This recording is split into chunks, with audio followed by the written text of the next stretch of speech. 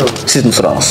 Қаза намазы бойынша да, қаза намаздар если көп болса, 5, 10, 20 жыл қаза намаздарды қанты ерте оқыту бар. Мен бір күннен оқығанда, 3-ші, 4-ші рекетіне Субханалла деп тұрып рүкуге кетсем болады деп.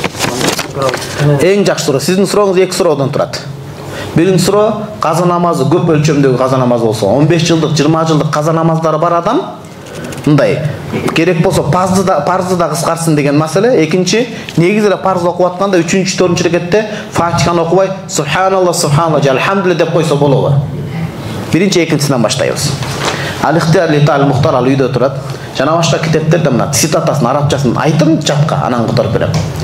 Ва ин саббаха фихима аджзаху 3-чү рекетте шам намазында же жергиликтүү адам болсо пешим асыр куфтанда 3-чү 4-чү рекетте саббаха Фатиханы окубай субханалла деп зикир Аллага тиешелүү болгон зикирлерди айтса көңүл буруңуз аджзаху боло берет деп которулбайт айла жоктон болот деген сөз.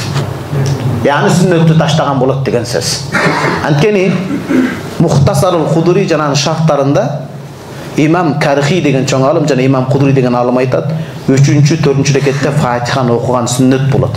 Анан катуу шашып аткан адам гана тасбих окуса өтөт деген сөз. Демек асыл негизи Фатиханы окуш керек. Эми ал жерде көп деле убакыт роль ойнобойт. Ошончолук роль ойнобойт.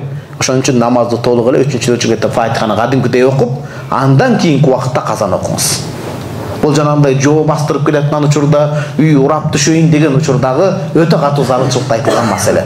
Анан көп жылдык каза намазды кантип кутулабыз? Ар бир 5 маал намаздайын казаны окуй бериш керек.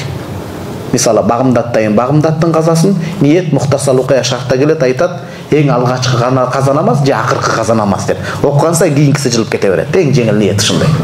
5 маал намаздайын 5 маалды окуңуз, анан убактыңыз бош болуп калат го, ошол учурда казаны окуй бериңиз. Көп жылдык казада тартип шарт эмес, ниетти жанагындай акыркы же алгачкы деп окуй бересиз. Анан азыр заманбап жанагындай жеңил китептер чыккан, казаны окуп белгилеп кое турган. Анан эң негизи иманды күчөтүш керек. Иман күчөнүп чындап намазга казасын окуйм деген адамга, ниети бекем адамга Кудай убактысына береке берет. Маселе ниетте.